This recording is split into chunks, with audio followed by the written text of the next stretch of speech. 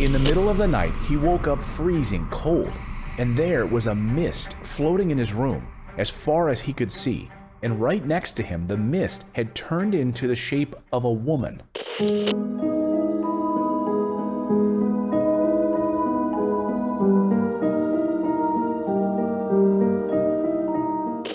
Welcome to the Paranormal Post. I'm Clayton Morris. If you love true stories of the unexplained, then please smash that like button. It really helps us here on YouTube, and go ahead and subscribe. And also, there's one more thing you can do, which is turn on that bell notification so you'd be notified when we post a brand new video. Well, who hasn't experienced any weird occurrences when the light flickers on a dark alleyway, or seeing a creepy figure out of the corner of your eye while you're passing a mirror at 3 in the morning? It's normal, we all do it.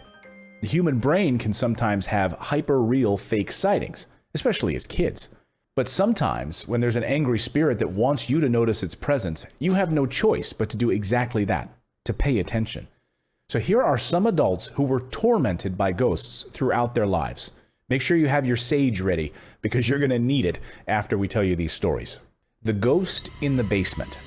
This story is about a man who didn't want to use his real name in this story. He came from a Christian upbringing. He never denied the existence of ghosts, especially in a hometown like St. Louis, where the true events of the famous movie The Exorcist actually happened. After his family decided to move from his childhood house, things started to get serious. His room was located in the basement of all places, with the entire place to himself, like every kid's dream, right? Well, the early signs were not the most alarming, but definitely should be recognized as red flags.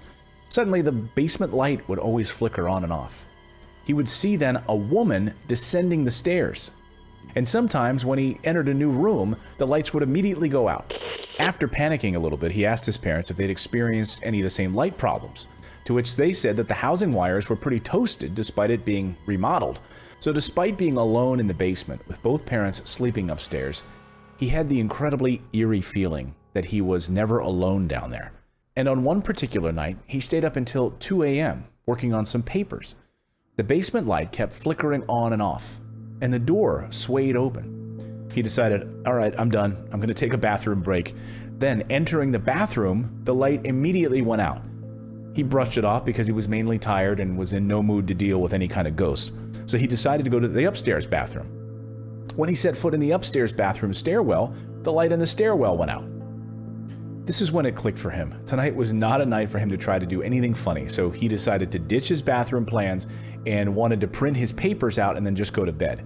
Well, the printer was located conveniently in his father's office, which is in the basement again. As he went to staple the papers together, he heard a disheartening loud clunk behind him.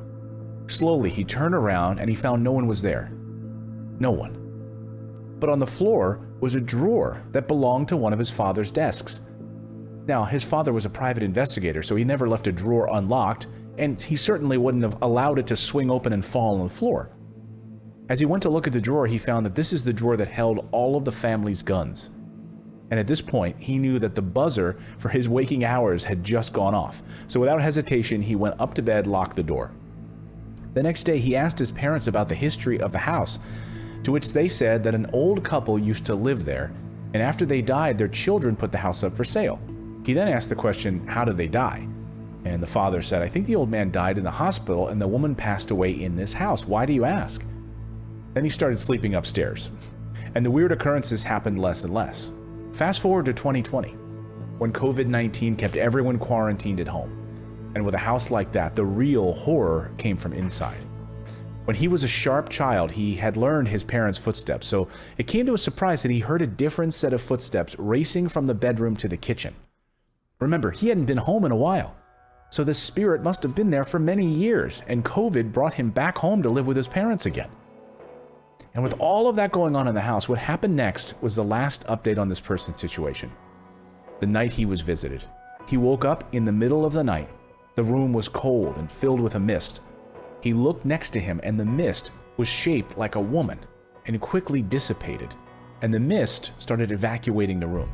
What do you think about this one? Why do you think this woman was targeting him out of all of the family members and only re-emerged after he came back home during COVID? Can this be the woman who died in the house? Let me know in the comments below. Our next story takes us to an abandoned asylum and a ghost that followed someone home. Living not far from the Manteno State Hospital is an abandoned insane asylum in the far south Chicago suburbs. Ever since he was a child, his father would take him and his sibling to go on car rides, circling around the old building.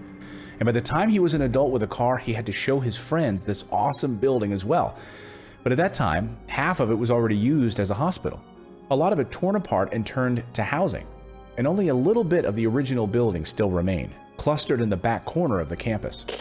So one day, he picked up 3 of his friends to go sightseeing. He called them Friend A, Friend B, and Friend C.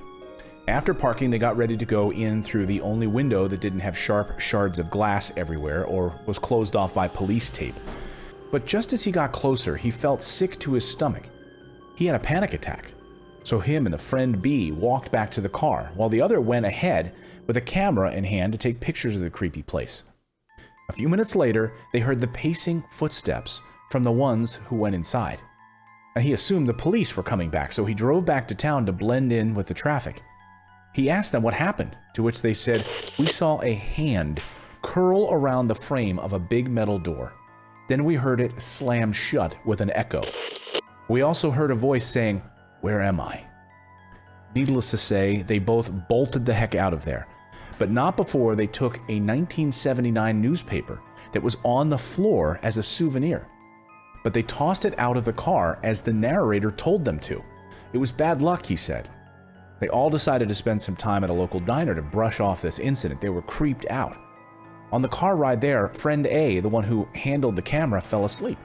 After arriving and waking him up, they asked him what had happened, and he said, "We saw someone sitting at the end of a hallway, cross-legged on the floor. It was a man and he was crying. He was kind of rocking back and forth." He also explained that he thinks the entity used his energy to manifest, and that was why he was feeling so drained. And he fell back asleep on the way back. After dropping each friend to their houses, he drove back home. But while driving, he felt as if something was pressing their knees against the driver's seat. Imagine having that feeling when no one else is in the car. It's a familiar feeling. He then started driving faster. That night, he dreamt of a man, a Caucasian man in his mid-30s who was balding a little bit, and he had a white cotton vest on. He was guiding him through a series of traps. He didn't feel particularly threatening. He felt more like a guardian, like he was protecting him. The next day, he went to pick up his cousin to go watch a movie, but the moment she got into the car, she gasped, as she thought she saw someone sitting in the back seat. He asked her where, and she said it was right behind the driver's seat. Over the course of the following days, people would have equally strange occurrences inside their car. Some would see someone in the back seat when no one was there. Some will have their elbow grabbed. Others will feel as if someone was whispering near their ears. Ugh. The owner of the car himself didn't even feel safe anymore. The knees to the back thing would happen very often. And sometimes he felt as if someone was shaking the seats with both hands placed on either side of the headrest. Suddenly, the man didn't feel so peaceful anymore. After about a week and a half, he met Friend A again and told him what was happening. And he asked him, what did he look like? To which he said, all I could see was that he was balding and he was wearing a white vest. I don't know how, but I think his name was David. 2 weeks later, after the initial venture to the insane asylum, he went back. Why would you go back? He went back with Friend A to the asylum and screamed out, "You don't belong with me. You need to go home." And then he heard a door being slammed inside the asylum, and he swears he heard someone laugh. And he sat for a while, and he said he felt like it was goodbye. And he's never, ever after that moment had another dream about David, nor did he ever return to the asylum again. Which one of these stories did you like the most? Let me know in the comments below. And would you want to hear more of these tormenting ghost stories? Let me know, and I will do them. Much love to all of you. Go ahead and smash that like button and subscribe to the channel. We'll see you back here next time on the Paranormal Post.